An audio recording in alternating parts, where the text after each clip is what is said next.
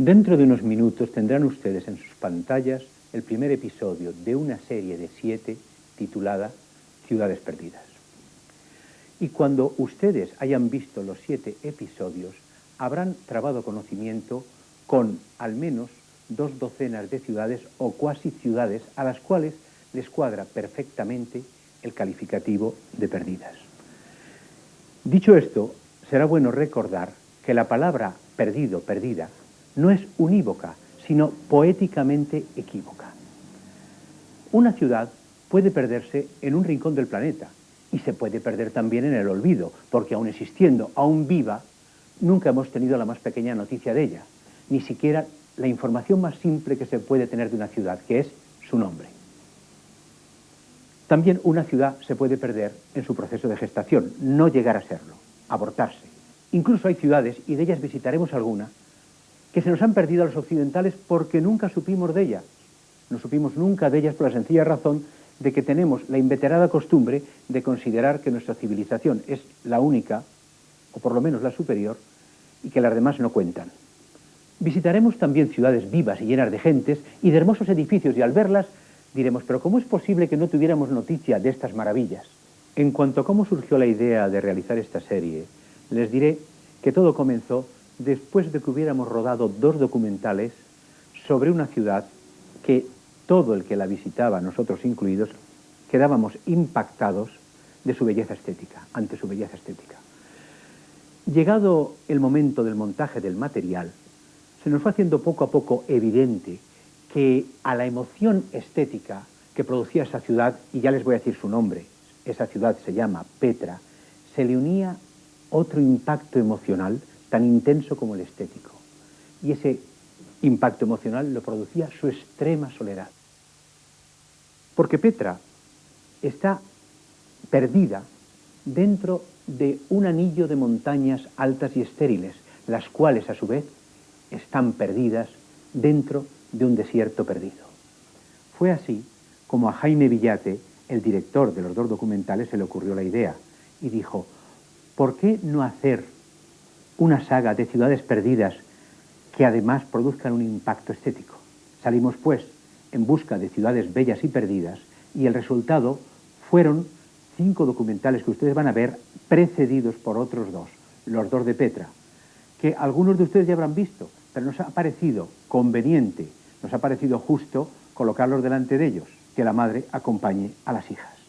Aunque estos 2 primeros estructuralmente son ligeramente diferentes.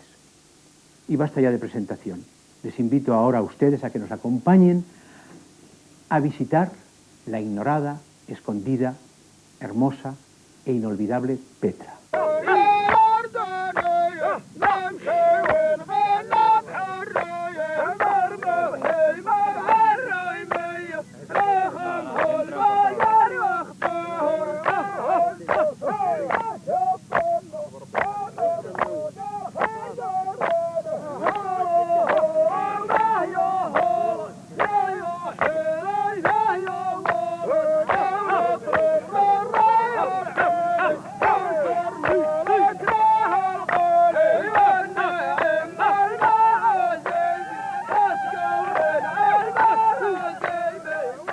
En el siglo VII de la era cristiana y primero de la musulmana, hombres como estos, cabalgando camellos como estos, iniciaron un proceso cultural gracias al cual ha sido posible la hoy denominada civilización occidental. Sin embargo, en Occidente a menudo se explica la brillante aparición del Islam como un caso de electrización producida por el Corán sobre unos hasta entonces salvajes camelleros. La verdad es muy otra.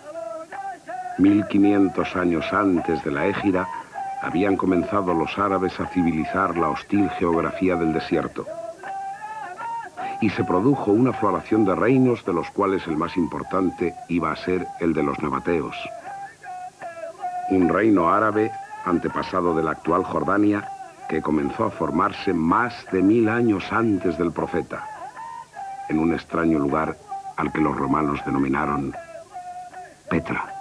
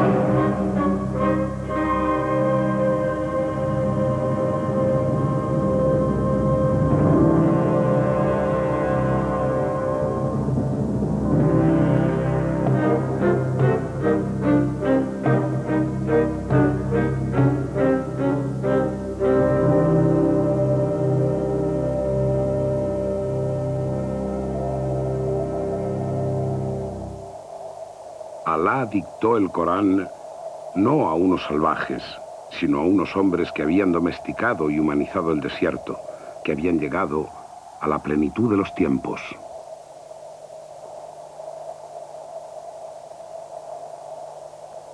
Unos tiempos que habían comenzado con este hombre, el primer beduino, Abraham, patriarca y profeta.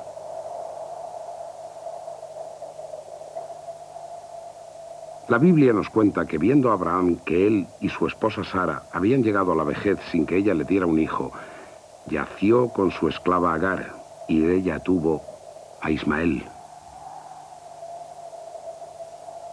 Pero, andando el tiempo y por voluntad de Dios, Sara quedó encinta y parió a Isaac, padre que luego sería del pueblo judío. Sara entonces forzó a Abraham a expulsar a Agar y su hijo.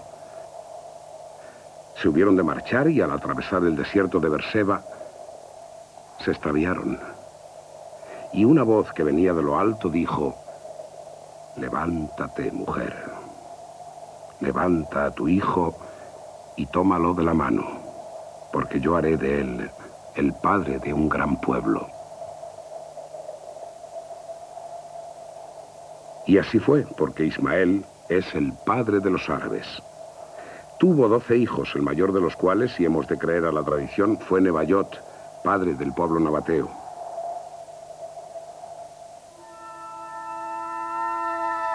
¿Y la historia? ¿Qué nos dice la historia de ese pueblo que tanta parte tuvo en el advenimiento de la plenitud de los tiempos de los árabes?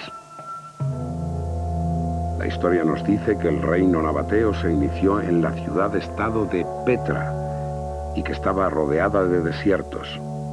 Unos desiertos que en nada se parecen al sahariano de palmeras y dunas. Este es un desierto de suelos y de montañas de piedra desnuda.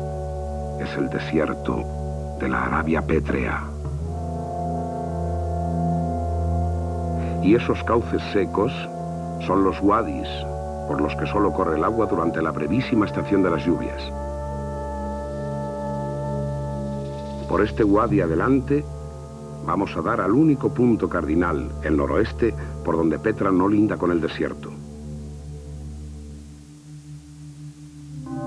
No nos dejemos engañar por el color azul, símbolo de vida, porque aquí no la hay. Esa superficie de agua está a 400 metros por debajo del nivel del Mediterráneo. Estamos en el Mar Muerto. En él desemboca el río Jordán, que le aporta diariamente 6 millones de metros cúbicos de agua, pero aunque no tiene ninguna salida, mantiene su nivel constante debido a la evaporación causada por el insoportable calor que reina en esta fosa. Las sales arrastradas dentro se van depositando en su fondo. Por eso sus aguas contienen 5 veces más sal que las de cualquier otro mar u océano del planeta, 1/4 de kilo por litro de agua. Los desgraciados peces que la corriente del Jordán arrastra dentro mueren en pocos minutos. En algún lugar de sus orillas se alzaron un día Sodoma y Gomorra. Cuando la ira del Señor aniquiló las ciudades pecadoras y Lot se alejaba con su familia, su mujer se detuvo y miró atrás y se transformó en una columna de sal. Aquí todo lo que no se mueve se convierte en sal.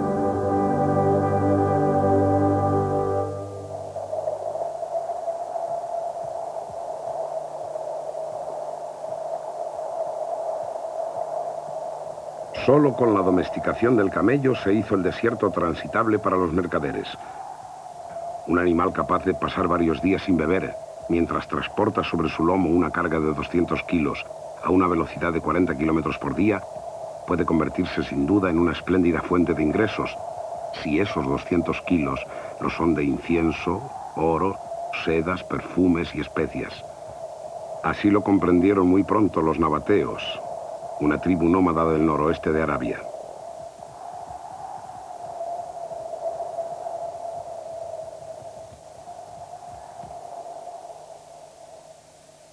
Petra fue centro de una extensa red de rutas comerciales terrestres. Las mercancías provenientes de India y China hacían por mar la primera parte de su viaje. Cruzaban luego el desierto deteniéndose en Petra, para continuar hasta el Mediterráneo y distribuirse por los principales puertos del mundo grecorromano. Estos fueron los límites del reino nabateo en el momento de su máxima extensión.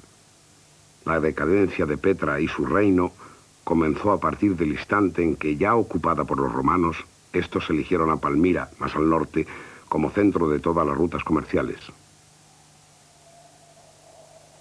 A la altura del siglo VI, era solo una aldea olvidada.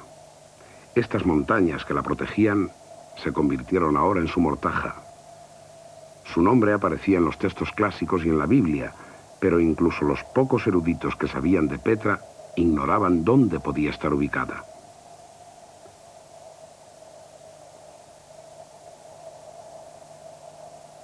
Ese blanco edificio es la tumba mezquita donde, según la tradición musulmana, está enterrado Aarón, el hermano de Moisés. A los pies de esa montaña dormía un sueño de siglos la capital del reino árabe, de los civilizadores del desierto.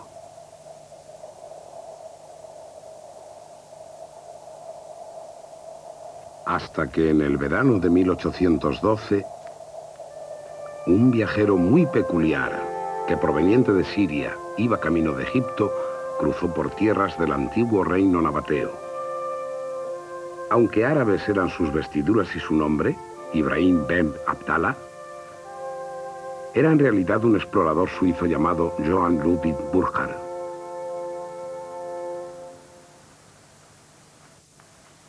Viajaba por cuenta de una sociedad científica londinense que le había encomendado la exploración y estudio de algunas zonas desconocidas de África. Para llevar a cabo su cometido, Burckhardt se había estado preparando durante varios años. Había estudiado astronomía, medicina, botánica y sobre todo la lengua y cultura árabes.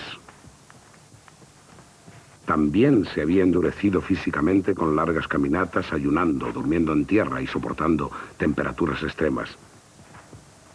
Después había marchado a Siria, donde durante 2 años aprendió las costumbres islámicas, hasta poder hacerse pasar por musulmán.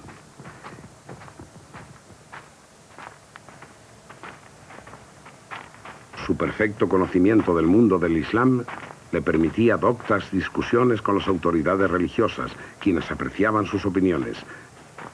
Hay que decir en honor de Burckhardt que, en realidad, creía en lo que decía, porque amaba y admiraba la cultura y civilización árabes y sentía un profundo respeto por las enseñanzas del Corán.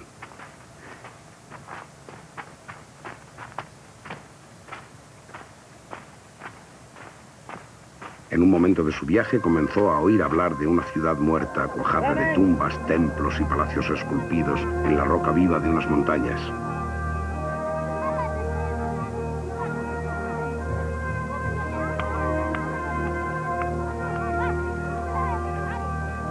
Un pretexto para visitarla sin despertar sospechas lo encontró cuando supo que la ciudad muerta era el camino obligado para llegar a la montaña, en cuya cumbre se hallaba la tumba del profeta Aarón.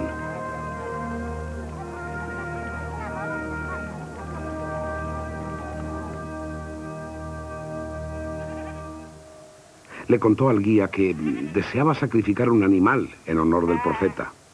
El guía, aunque le molestaba desviarse de la ruta, no se atrevió a objetar nada por el temor a provocar la cólera de Aarón. Así pues, compró un cabrito para el sacrificio, dejando en ello sus últimas pertenencias. Ahora, el siguiente paso era informarse del camino a la tumba santuario.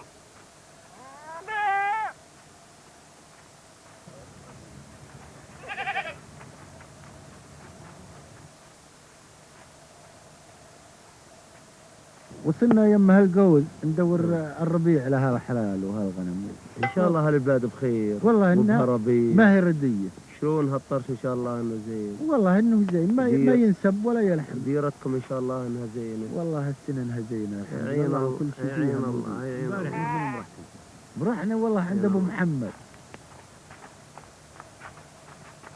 والله رحت انغاني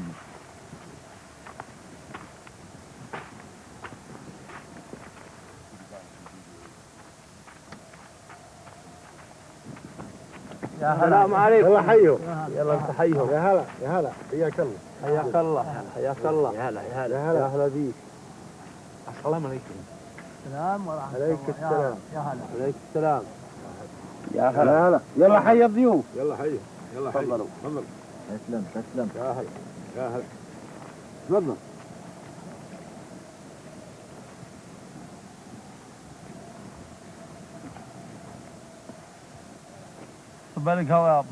Mientras se servía el café y el guía les informaba de sus propósitos, Burjar estaba sumido en negros pensamientos en cuanto a los peligros que iba a correr. Sabía que a los beduinos les resultaba incomprensible el que alguien se detuviese a contemplar unas ruinas. Si no andaba con cuidado, acabaría siendo considerado un espía, o peor aún, un buscador de tesoros ocultos. Y es que en estas tierras tan próximas a Egipto, había perdurado en forma de leyenda el recuerdo de los tiempos gloriosos de aquella nación. Se creía que el faraón había dominado estos territorios y que al marcharse con sus gentes había dejado enterrados sus tesoros en los lugares más recónditos. Y los beduinos consideraban que ahora estos tesoros, aunque no supiesen dónde estaban, eran ya suyos. وين النبي هارون؟ النبي هارون ما في ولا أجنبي وصل للنبي هارون، لكن أنت ضيفنا ورجل صاحب دين أرعى النبي هارون. إن شاء الله نوصلك إياه بالسلام ونمشي معه.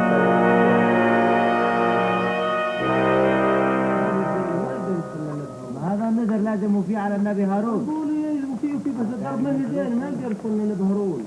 ما يقدر. ليش ما يقدر؟ الطريق ما يدين. خلاص ودك تروح توفي نذرك حياك الله روح. بس ما توقف فترة أبدا. ظلك ماشي على طول على النبي هارون وفي نذرك والله يسهل عليك. ما تقف بهالفترة أبدا ابنون. اي شي يوجع البطن. وين وده يروح يوقف عند النبي هارون.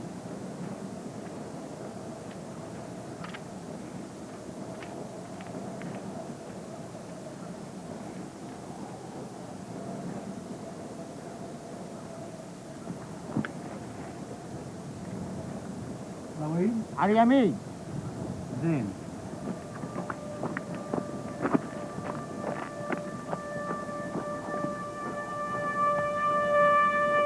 Ahora Burjar iba a entrar en la antesala de la garganta por la que se penetra en Petra.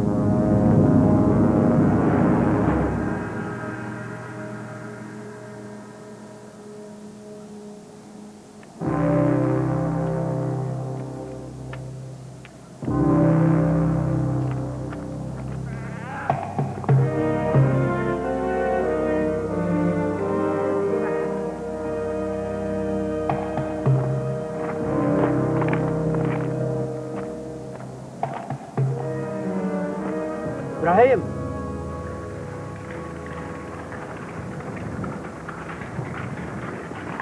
قوكم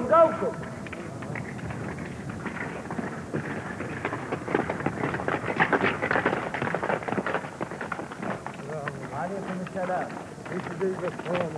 والله أنا جيت أنا والسايح الأجنبي ويريد السايح يذبح لي ذبيحة عند النبي هارون فوق. وأنا أعرف الشيخ حماد هين ودي روح سلم عليه.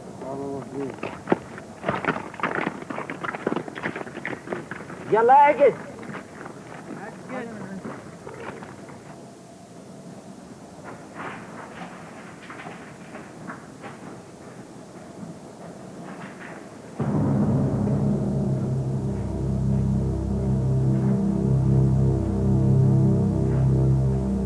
Burjar entraba en el Sikh, el camino más sobrecogedor de nuestro planeta. una sacudida telúrica ocurrida en la época de los reptiles gigantes, había partido limpiamente la montaña en dos y producido un desfiladero de más de 1,5 kilómetros de longitud.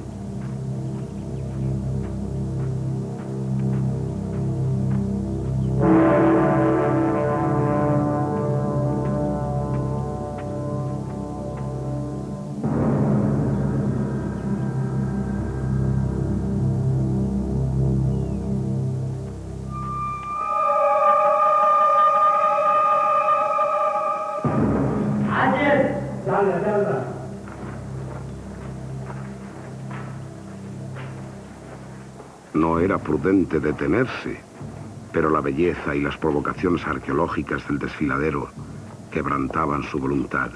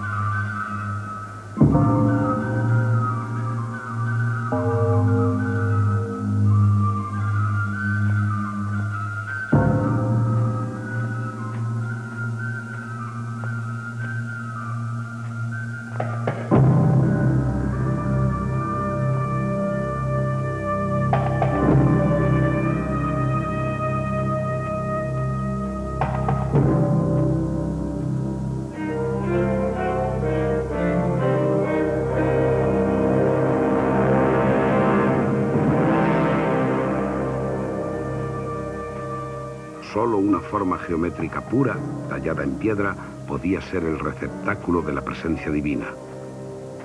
Los semitas llamaban betilos a estas piedras ovoides o cuadrangulares.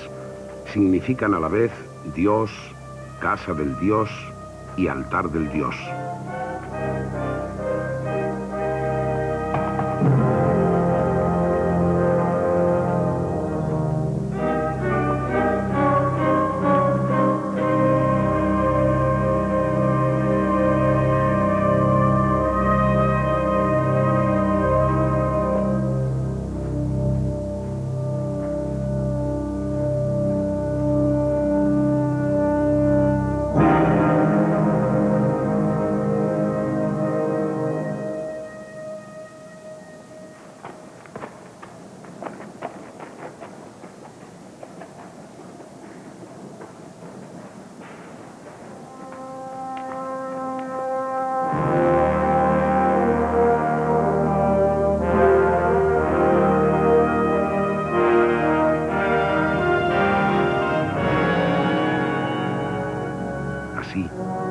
Como una aparición, un templo mausoleo tallado en arenisca rojiza, una escultura arquitectónica cincelada hace 2000 años, una joya del arte helenístico.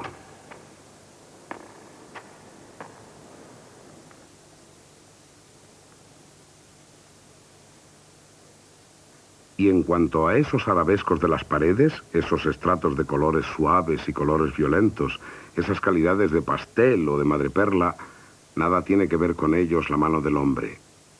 La arenisca de Petra es un caleidoscopio geológico.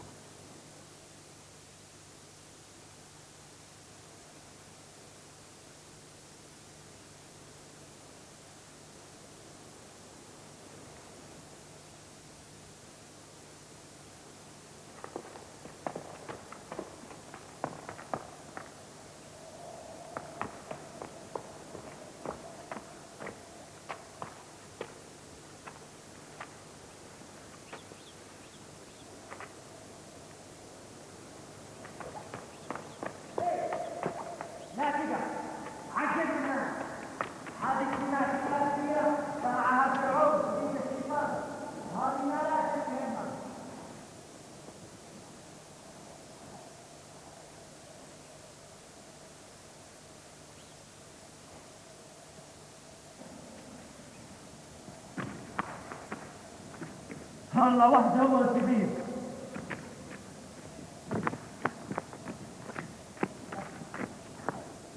Este hombre es un buscador de tesoros a punta de espingarda.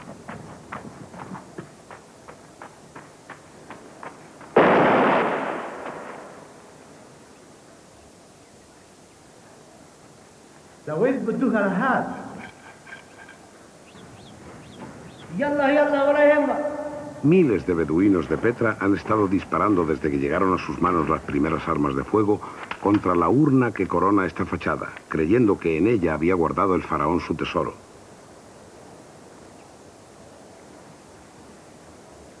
Sus frustradas esperanzas multiseculares han acabado por dar nombre al edificio, el tesoro.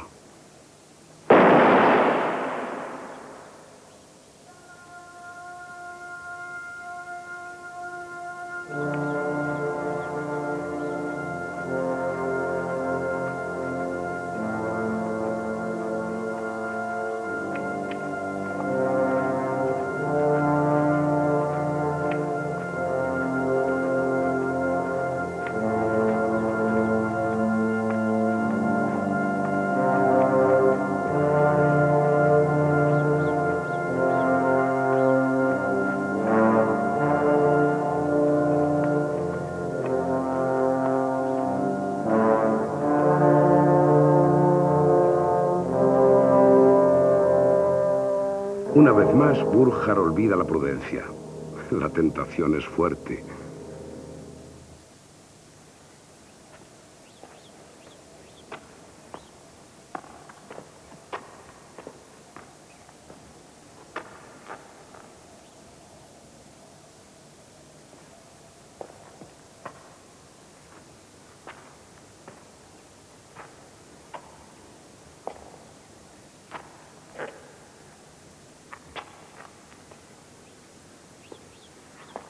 Estelas funerarias, recuerdo y símbolo de los difuntos allí enterrados.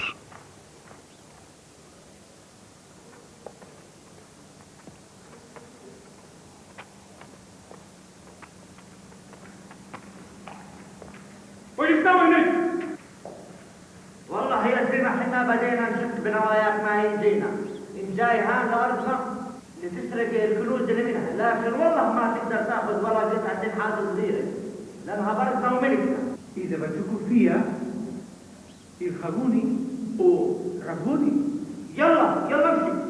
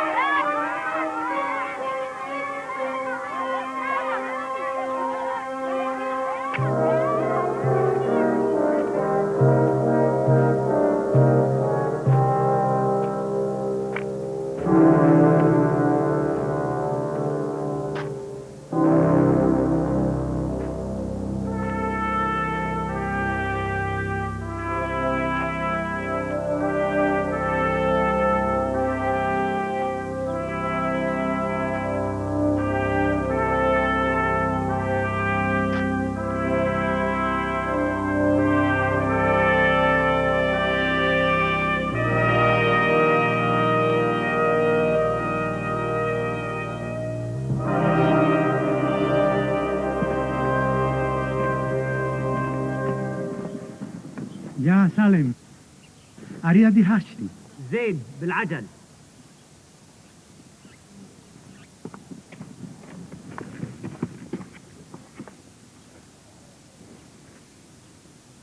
Eran demasiadas cosas para confiarlas a la memoria. En unos segundos, Burjar esbozó el primer plano rudimentario del extraño lugar por donde estaba cruzando. ¿Qué ciudad sería?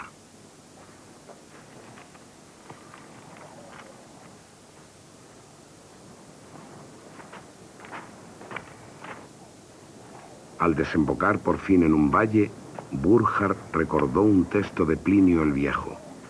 Los nabateos poseen una ciudad llamada Petra, asentada en un valle de algo menos de 2000 pasos de anchura y rodeada de montañas inaccesibles atravesadas por un río. El río era ahora un wadi. No cabía duda. La ciudad muerta era Petra, la capital del reino de los camelleros.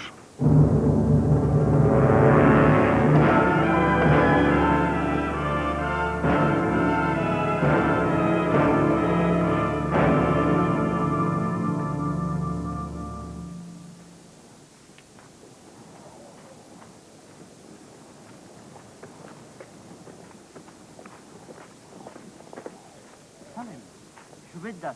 شو هذا بيقولوا له قضية فرعون. شو؟ فرعون زي ما قلت لك كان عملاق كبير، هسا انت بتضل دغري وانا بدي اروح ادور طعام. زين.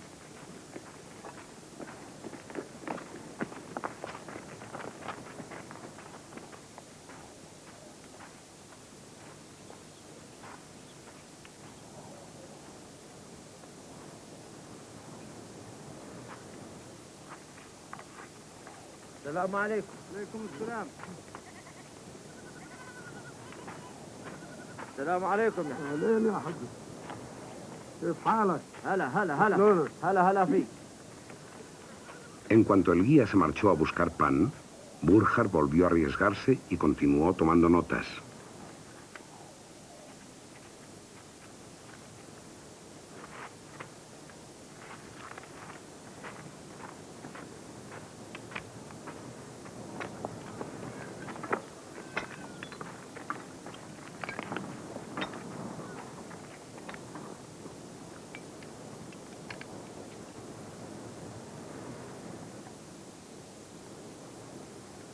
Este tipo de plato tazón nabateo es una de las piezas más singulares que han salido jamás de manos de alfarero.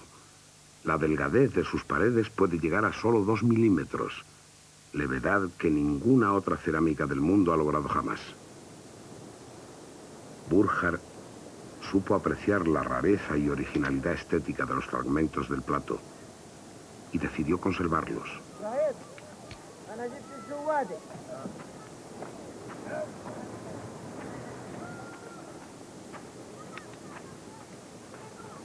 Pero de pronto pensó que alguien podía haber visto cómo tomaba los trozos de cerámica y tuvo miedo.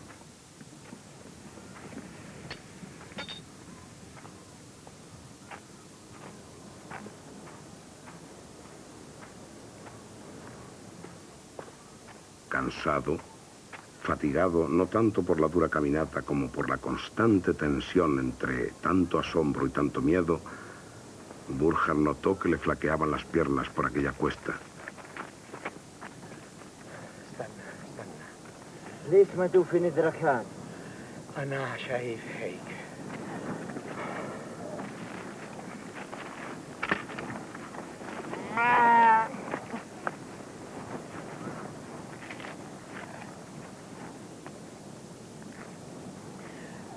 بسم الله الله أكبر.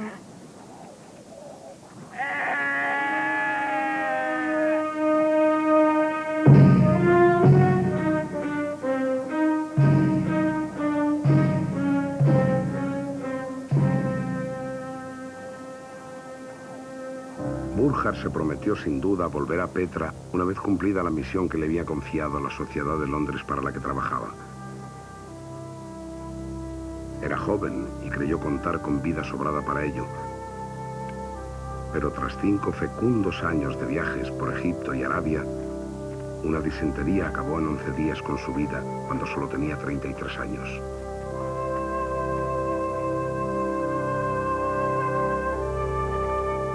Enterrado en el cementerio musulmán de El Cairo, en su lápida y por expresa voluntad, figura solo su nombre adoptivo, Ibrahim Ben Abdallah.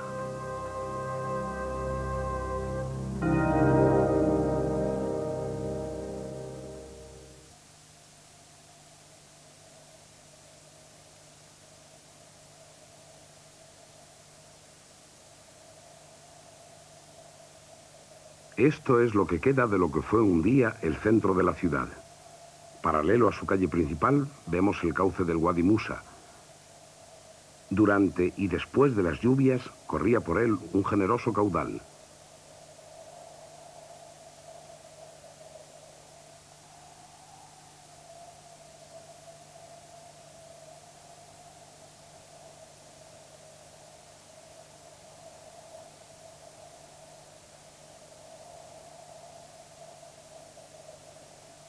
Hoy, Petra es famosa por sus tumbas esculpidas en la roca de las montañas, pero en el centro del valle, a un lado y otro de este cauce seco, yace bajo el polvo acumulado en siglos la ciudad que fue levantada piedra sobre piedra. Aún se mantienen en pie los restos romanos de la puerta de Témenos. Un arco triple daba acceso al templo de Dusares, el dios más importante de los nabateos, cerrando el Cardo Máximo, o calle principal de la ciudad. Pongamos a trabajar nuestra imaginación y llenemos con ella esta calle de puestos y tenderetes.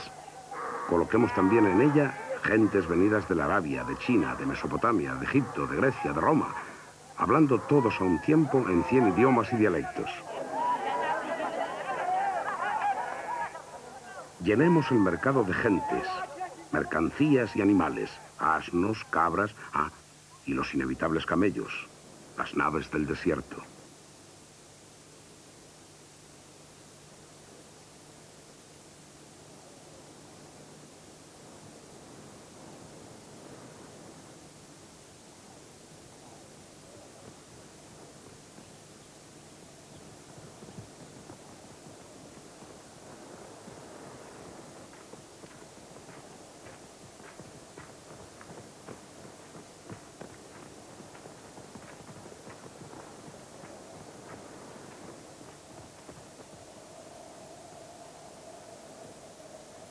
Porque a lo largo de las 100 o 200 etapas que los separaban de Petra, los caravaneros soñarían sin duda con su calle porticada, su ninfeo, sus diversiones, los amigos o socios que allí encontrarían, los negocios posibles concertados a la sombra de sus paredes, los paseos entre árboles, jardines y huertos.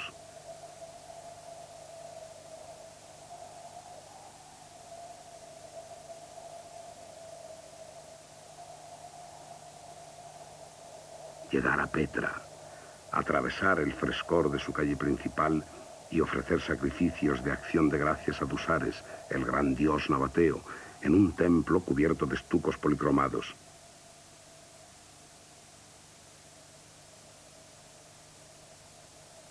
Su interior, con 3 cuerpos y 2 pisos, pudo ser aproximadamente así.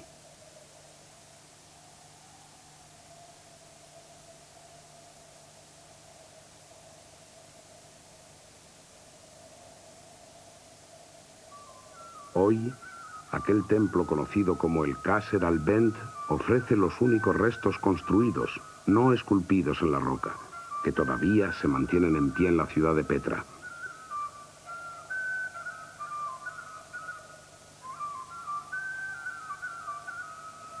Qasr al-Bent, o Castillo de la Doncella, donde según la leyenda beduina, el faraón habría encerrado a su hija con todos sus tesoros en espera de volver un día para llevársela con él.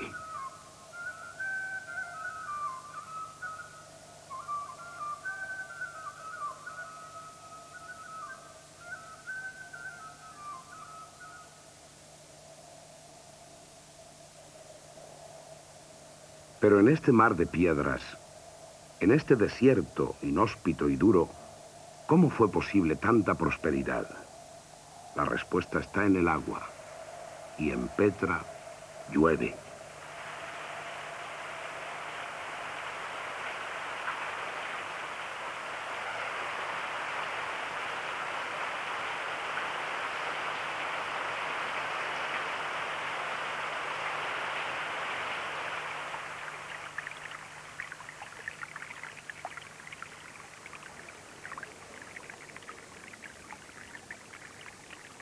En invierno y sobre todo en primavera, las lluvias son de breve duración, pero torrenciales. Por eso los nabateos intentaron y lograron que no se perdiese ni una gota de agua de lluvia.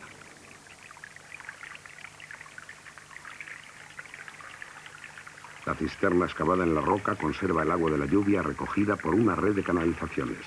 El suelo de Petra está materialmente acribillado de cisternas.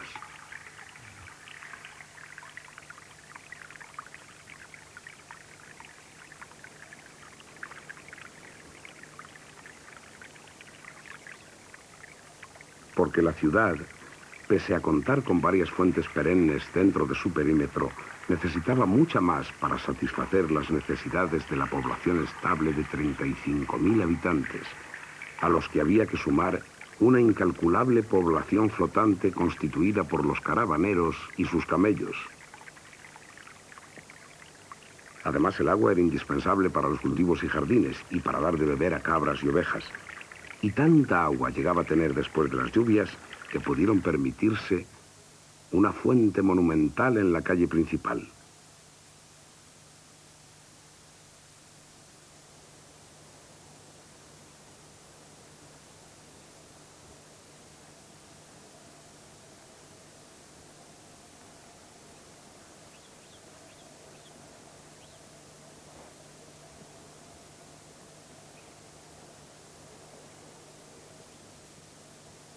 El día que Petra sea sistemáticamente excavada, se resolverán muchos enigmas de la historia y será, sin ninguna duda, uno de los lugares arqueológicos más importantes del Medio Oriente.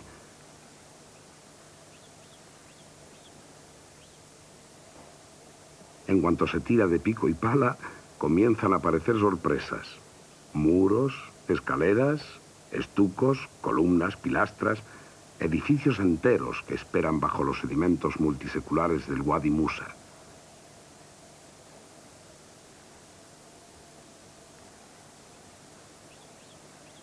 Obsérvese, por ejemplo, ese agujero en el suelo, detrás de esa plantita de tenues tallos. Unas termas como las romanas, con su caldarium, su tepidarium y su frigidarium. Esta cúpula se alza sobre pechinas. Un erudito ha aventurado que esos triángulos curvos, antepasados de los que soportan la cúpula de San Pedro en Roma, fueron inventados en Petra.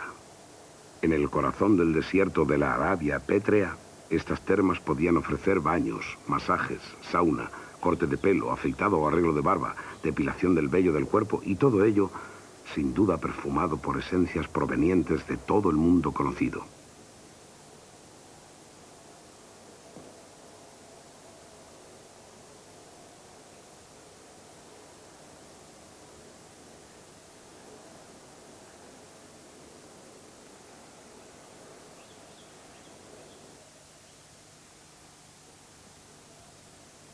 Pero dejemos la Petra que duerme bajo tierra y volvamos a sus insólitos edificios esculpidos en la roca. Estas tumbas, sepultura de alguno de los últimos reyes de Petra, no habían podido ser estudiadas por Burckhardt, pero están señaladas en el mapa que gracias a sus notas pudo dibujar en Egipto con la simple denominación de tumbas. En 1818, con este mapa en las manos, dos oficiales de la Real Marina inglesa, Irby y Mangles, visitaron Petra y pasaron 2 días en ella. Esta es la primera de este grupo de tumbas que vieron los dos ingleses. Se la llama tumba palacio porque recuerda a los barrocos palacios de la Roma imperial. Se supone tallada en el siglo II de nuestra era y es mausoleo de 4 reyes. En realidad 4 tumbas yuxtapuestas, con sus respectivas puertas de entrada. Queriendo sus diseñadores que alcanzase 3 pisos y faltándole altura a la montaña, parte del último piso fue construido y se ha venido abajo. Aquí, en la llamada tumba corintia, los nabateos han tratado de inspirarse en el tesoro del faraón, pero sin conseguirlo. La naturaleza parece haber querido borrar esta salida de tono estética, erosionando la roca y desfigurando todo el monumento. Aquí, sin embargo, la naturaleza ha mejorado la obra del hombre, dando a la piedra la calidad de un multicolor pañuelo de seda. Y por fin, la impresionante tumba de la urna. Se cree que este es el mausoleo de Málicos II, penúltimo rey de Petra, que reinó del año 40 al año 75. Los 3 nichos de la fachada son sepulcrales y el del centro es el del rey. Su retrato ha perdido por desgracia el rostro.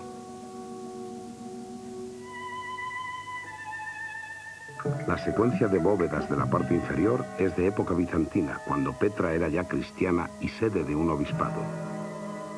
Observamos que, respetando la tradición nabatea, solo se ha empleado el trabajo de los albañiles donde no bastaba la roca pura tallada. Let's take a look, old man. Sure you are.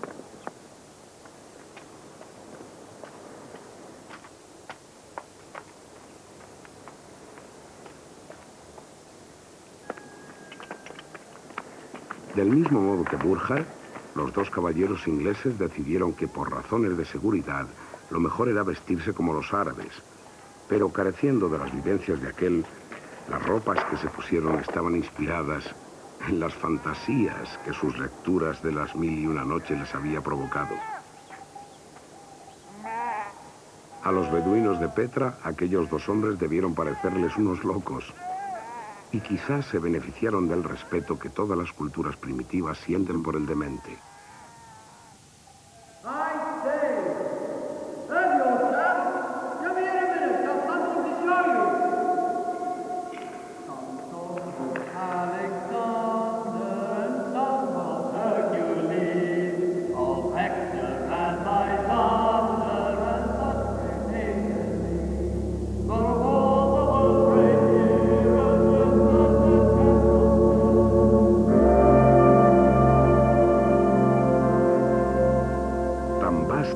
Esta tumba que los cristianos la convirtieron en su iglesia catedral.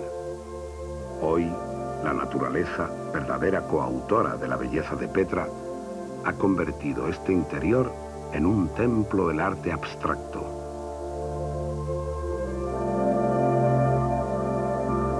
Estrías en las paredes y cuadros abstractos. Son las huellas que dejaron las piquetas nabateas de 3 dientes al trabajar la piedra.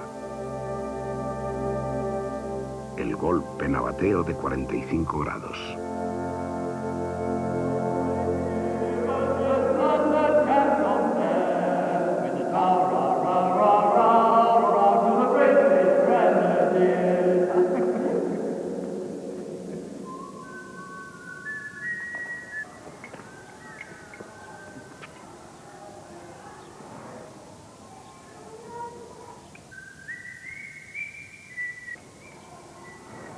Captain Mangles, come here a minute. Fantastic view. Look.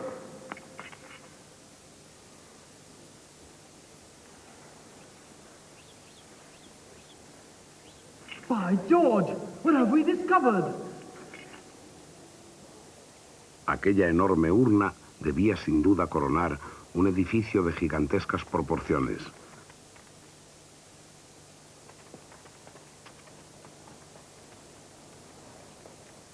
Excitada su curiosidad por el fascinante descubrimiento, se lanzaron con entusiasmo a cubrir la distancia que los separaba de la maravilla que presentían.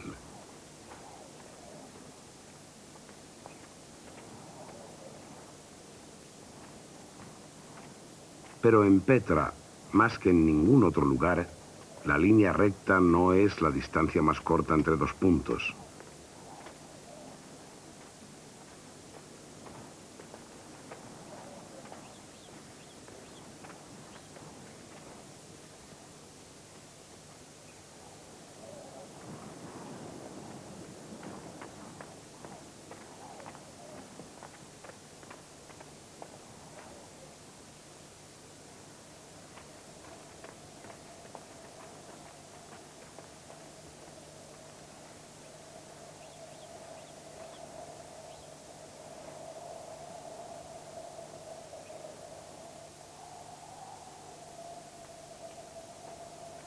Muy pronto comenzaron a descubrir que el gigantesco edificio estaba separado de ellos por un laberinto de desfiladeros, crestas dentadas, wadis profundos, acantilados sin fondo y rocas de extrañas formas y colores.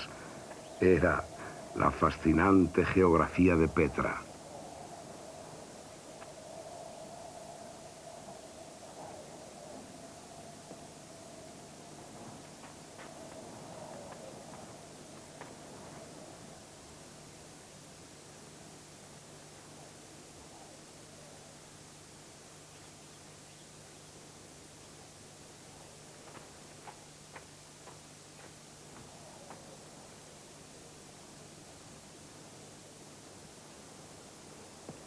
Por estas carreteras talladas en la roca iban y venían las caravanas de Damasco.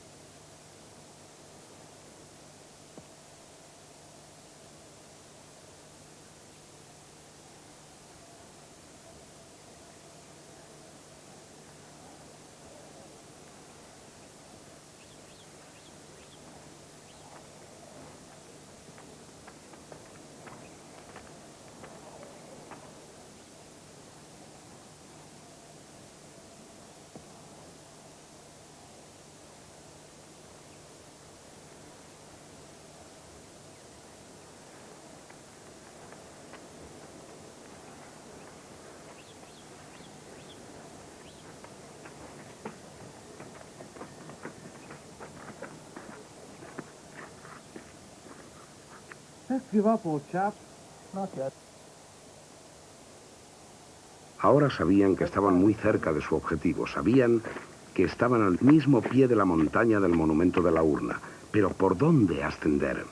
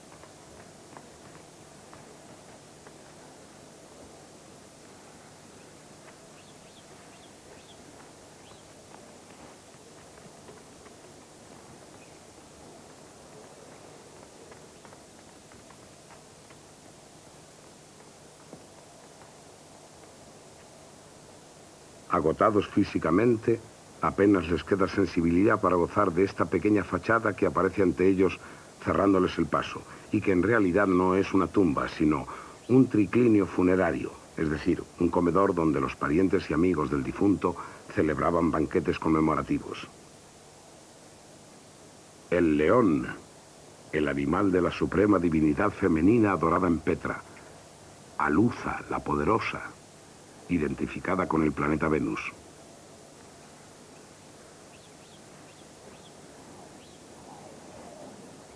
Al límite de sus fuerzas deciden abandonar y emprenden el camino de vuelta.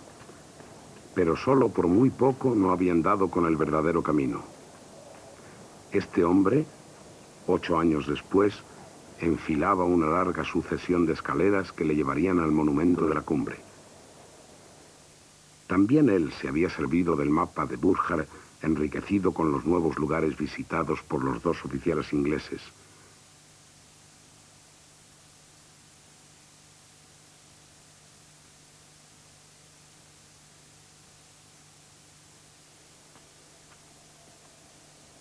Esta vez las ropas son más adecuadas, pero no así el modo de andar que delata al occidental. Era francés y se llamaba León de Laborde. Este paisaje de formas fantásticas que parece una obra de Gaudí se vio habitado en los primeros siglos del cristianismo por anacoretas de expresiones alucinadas.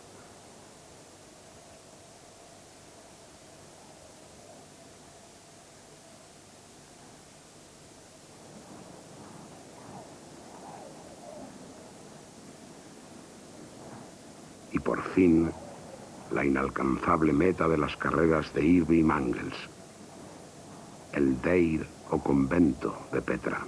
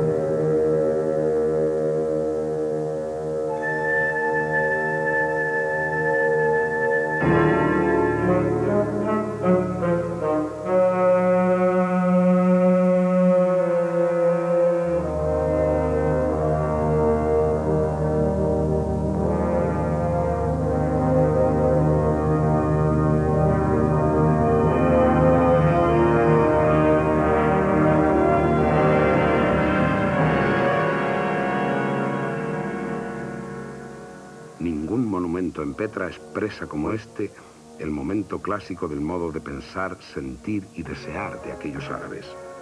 Es la última obra importante de los escultores nabateos, el sepulcro del último de sus reyes, Rabel II. El mismo año de su muerte, el 106, Roma ocupaba la ciudad y anexionaba la Nabatea a su imperio. 5 siglos después, Petra había desaparecido del mundo civilizado. Las paredes de sus templos, audazmente esculpidas en la roca, comenzarían lentamente a erosionarse, a regresar a la naturaleza de donde habían sido sacadas por la mano del hombre.